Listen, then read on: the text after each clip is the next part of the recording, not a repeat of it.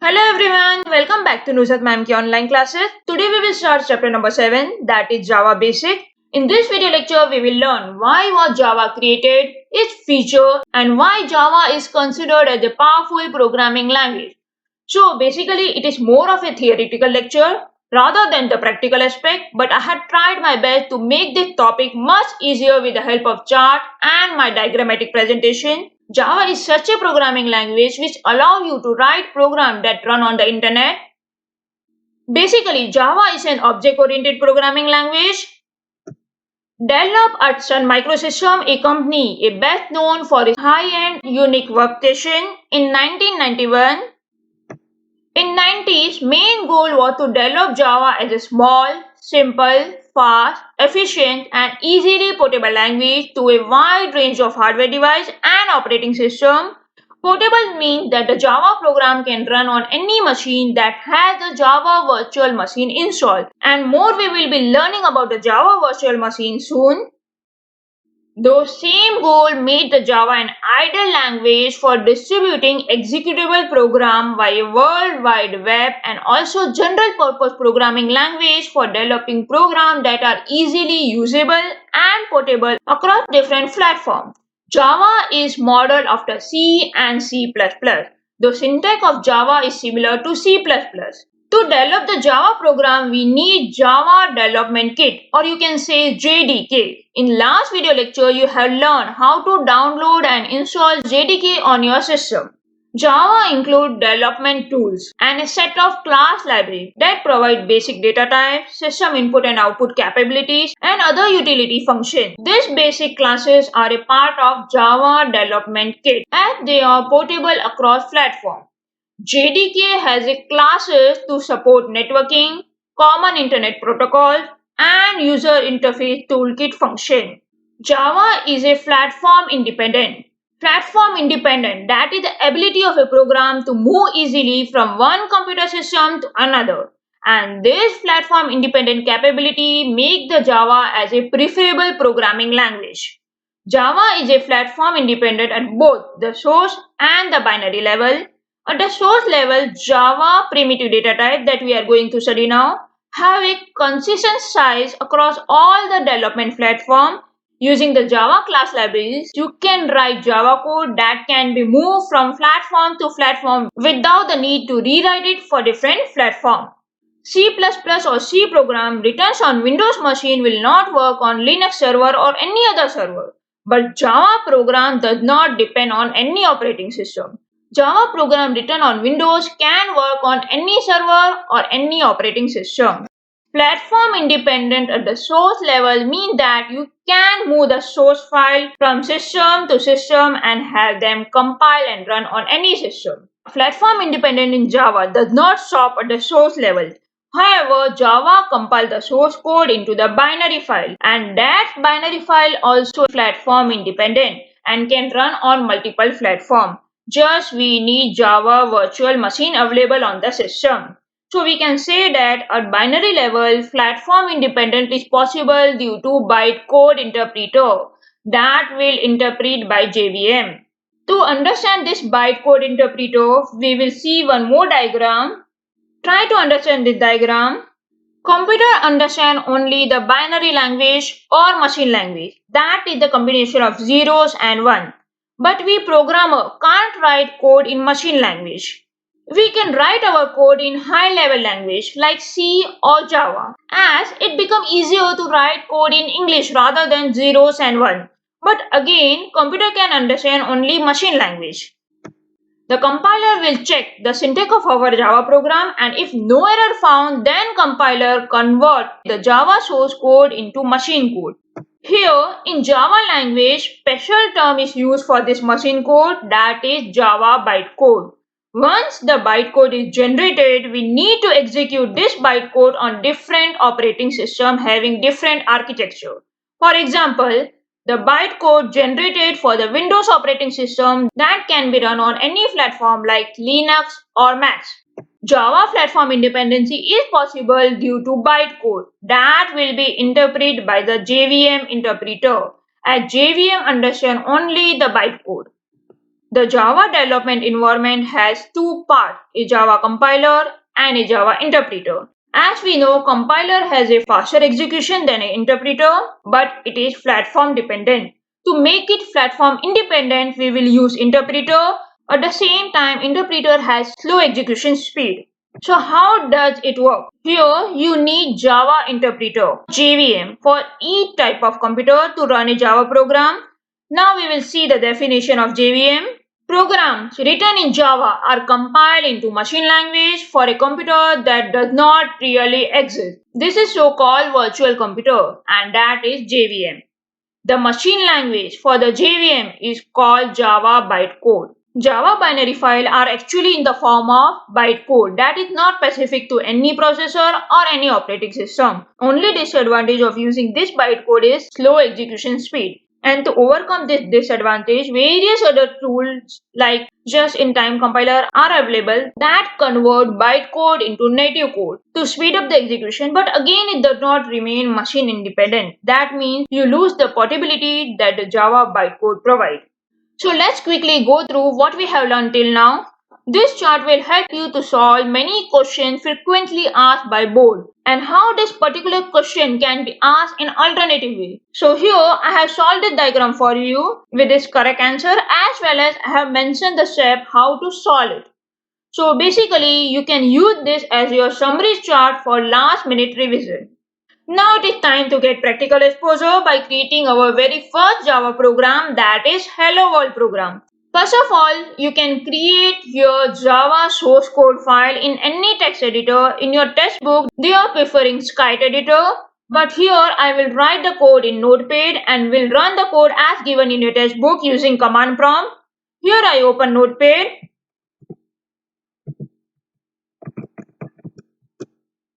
To start the Java program, I will create a class with a class keyword and then I will write the class name. It is preferable to write first letter of a class name in a capital letter. So here I will give the class name as a Hello World with H capital and W capital here. Here I will put the curly bracket for class. Then we will write the main function inside this class. Public static void main string S capital here argument square bracket open and square bracket close, and then you have to close this round bracket. Here now I will put the curly bracket for main function event. I will write system S capital round bracket and then in double quote I will write my text.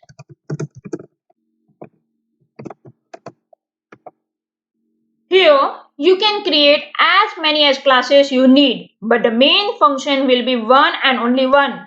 I will cover the concept of creating multiple classes in chapter number 8. Right now we will focus on single class only with main function within it. Now try to understand this code. First line of this program is to create a class, as every Java program begins with a class definition. Class is a keyword followed by a class name as Hello World. Note first letter of every word is in uppercase. Next line is the main function. Every Java program must contain the main function. Main function is the entry or starting point of any Java program. The execution of the program begins with the main function. Here, public is visibility or access modifier. This means this main function is visible to all. Static is a keyword using which this main function is executed by the JVM without creating any object. Void is a keyword that means function does not return any value. Here we are giving input to this main function as array of string, and we will study more about an array and string in chapter number 9. Here just understand we can give multiple elements of string data type using array.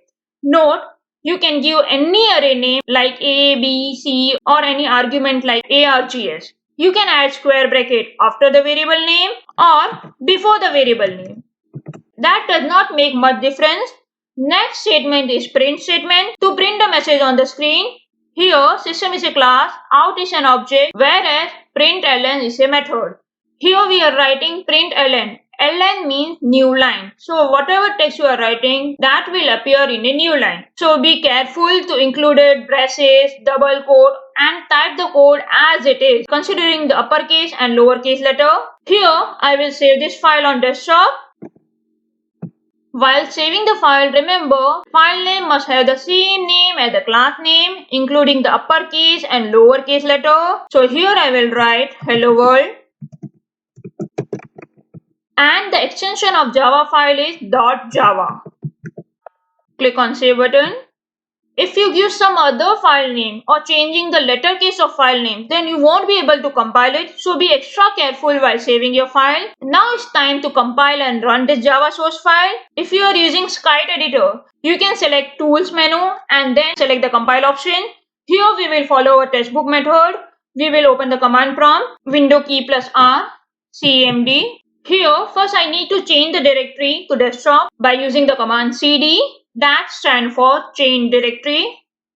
cd. Here I will write desktop. Like this you have to write.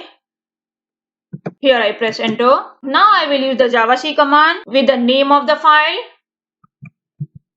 Javac stands for Java compiler. Make sure to type the file name correctly with uppercase and lowercase letter. Here we will compile the Java file, so the file extension will be .java only. Note that there are no error and the file is compiled successfully. If all goes well, then you will get a class file, that is your Java bytecode file, that is generated as a result of compilation. Once you have a class file, you can run this class file using the Java bytecode interpreter. To run in Skite editor, simply select Tools Go. Here in command prompt, you can run the Java interpreter by simply writing Java and then your class name. See, like this you have to write. No need to write extension of class file as .class, just write class name. Press enter to execute this class file. Here world should be like this. Again I will compile. Whenever you do any changes, save the file and then recompile it. Use the up arrow key to call the command back. Here I will run it. So this way you are getting the output. Congratulations, you have created your very first program. Now we will move ahead. Here we are going to learn what the Java language look like, and you will learn about the data types, variables, literal, different type of comments and expression in Java. Java support 8 primitive data types. Primitive data types mean the data types that are already built into the system, that you have to directly use it. In any programming, we mostly take numbers, character or boolean. In numbers, we have two types, that is integer for whole number without decimal place and real number with decimal place or floating point number. Integers are further divided into 4 data types: byte, short, int and long. Now you may be thinking, why 4 different data types for just integer? Carefully note it. We have 4 different sizes and they will consume memory according to memory allocated to them. Byte is the shortest integer data type with 1 byte, that is a combination of 8 bits. Next is short with 2 bytes. Integer is larger than short with 4 bytes. Long is the largest integer data type with 8 bytes. In real numbers with decimal place, we have 2 data types, that is float and double. To store a small decimal value like float pi is equal to 3.14, we will use float. And don't forget to add lowercase or uppercase f letter in the end. But double is more precise data type and it is the default data type of floating point literal. Floating point number are compliant with IEEE 754, that is an international standard for defining floating point numbers. Now, for storing individual character or letter, we have to use char data type. Char data type has 16-bit Unicode character set. Unicode is a character set definition that offers many other characters to represent most international alphabet. Remember, in Java, string is not a primitive data type, but it is a class in Java. We will study about the string in detail in chapter number 9. Last is Boolean. Boolean data type hold two logical values that are true or false. False is the default value of Boolean data type. Note, all the primitive data type are in lowercase. The range of value can be signed or unsigned. Signed value hold positive or negative numbers, whereas unsigned values hold only positive number. I have given here what is mentioned in your textbook as well as what is correct as per my knowledge. Here I have shown how to calculate the range of the data type using the formula. You just have to replace B in this formula with number of bits required for specific data type. Here please note it, character hold unsigned value. So apply formula of unsigned value only. Variables are containers for storing data value. A name used to refer to the data stored in memory is called a variable. Or you can say that the variables are location in memory in which value can be stored. To use any variable in a Java program, you must first declare it. Variable declaration consists of a data type and a variable name. For example, data type can be integer, float or any char as given here. And to define variable name, we have to follow certain rules like integer rate, or you can write like underscore rate or dollar rate. The three things you can use as a first character of variable name. It means it must not begin with a digit. Digit is not allowed as a first character in a valid variable name. For example, if you are writing 5 star, you can't use this as a valid variable name. You can write as star5. After the first character, your variable name can include any letter or number. And the symbols such as percentage, asterisk, @ and so on are the reserve operator. So don't begin variable name with percentage, age, something like that. If you want to use more than one word as a variable name like birth space date or my space school space project, then don't use space in variable name. Instead use underscore like my underscore school underscore project. Don't use any reserved keyword like integer int or integer class or integer public or integer static or integer void. So don't use such reserved keyword as a variable name. Now we will see guidelines for naming variable.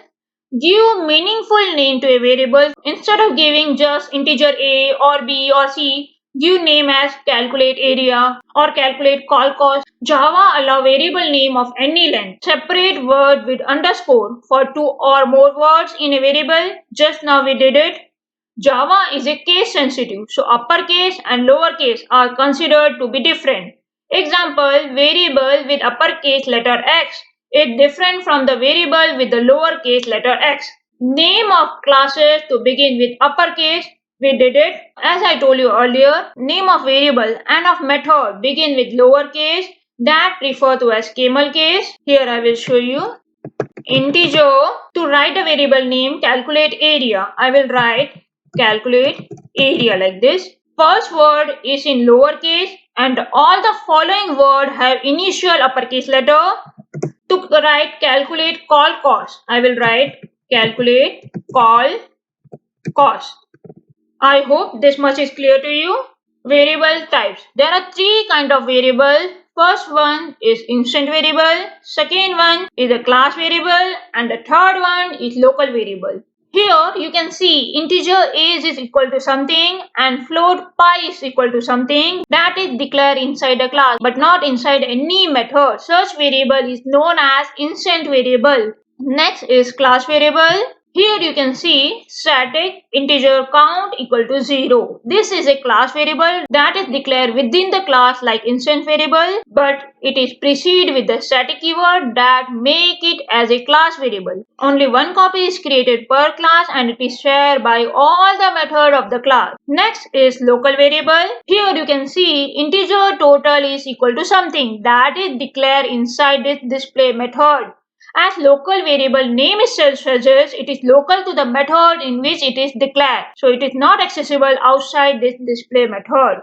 Local variable must be given some default value before you use it in your Java program. Otherwise, you will get compile time error. Instant variable and class variable do not have any restriction. They get initial value depend on the type of the variable. If the data type is integer, they will get 0 as the default value. For real number 0.0 and for boolean number false. But you have to give default value to the local variables. Next is literals. A name used for a constant value is known as literal. Literal are simply used to indicate values in your Java program. Kind of literal in Java are numeric literal, boolean literal, character literal, and string literal. In numeric literal, you can have integer literal and real number literal. There are several integer literals to show the whole number.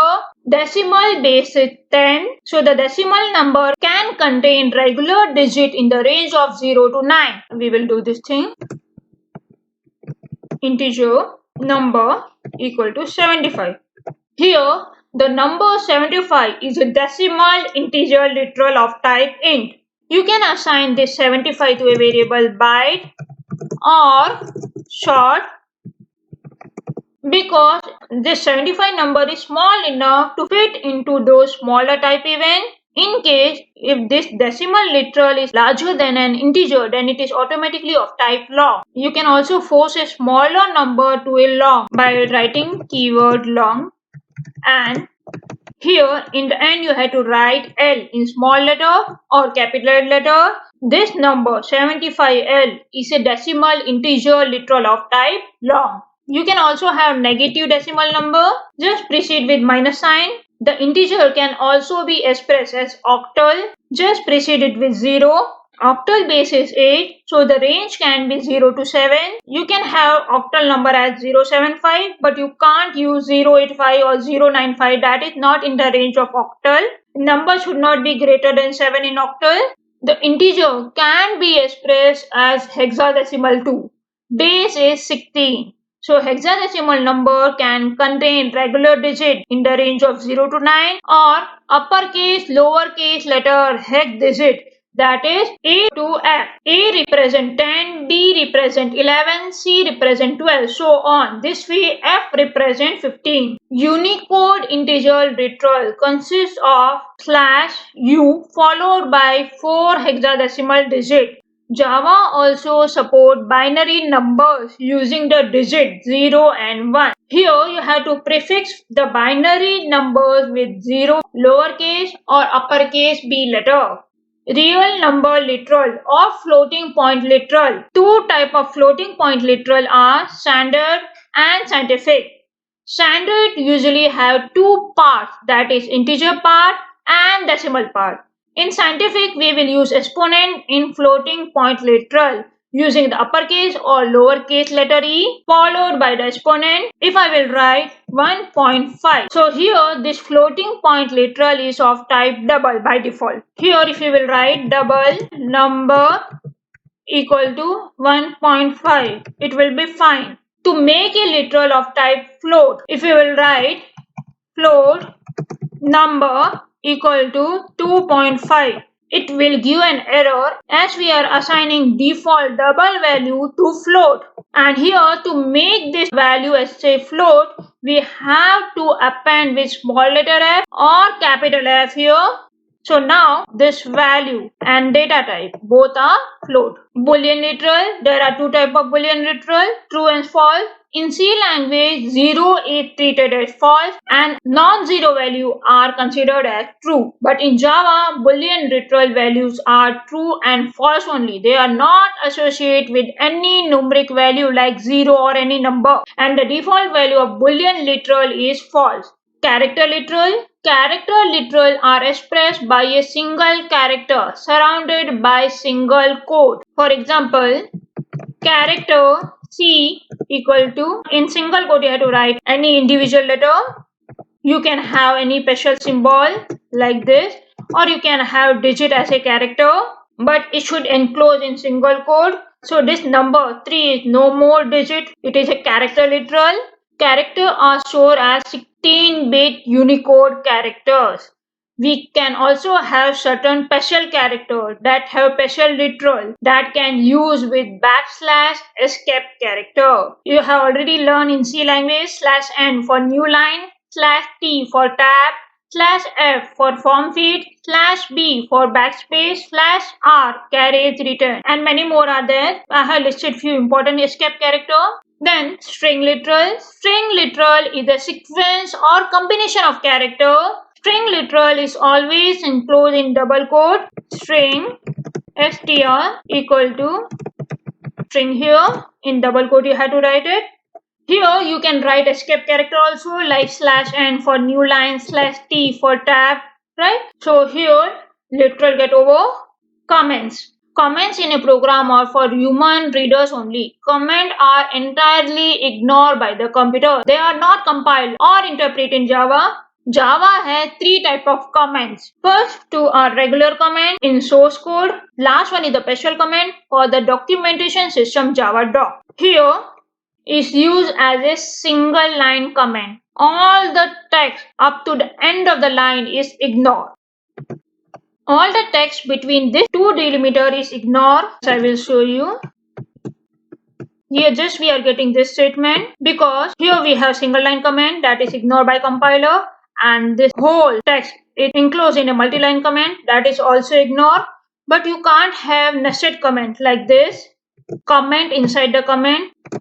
You can't go for that. Last one is the documentation comment. Begin with slash and double asterisk and end with asterisk slash, same as multi-line comment. These are the special comments that are used by JavaDoc to generate API documentation from the code. Discussion of JavaDoc is not in your syllabus. Last topic for today. When we evaluate any expression, it returns some value.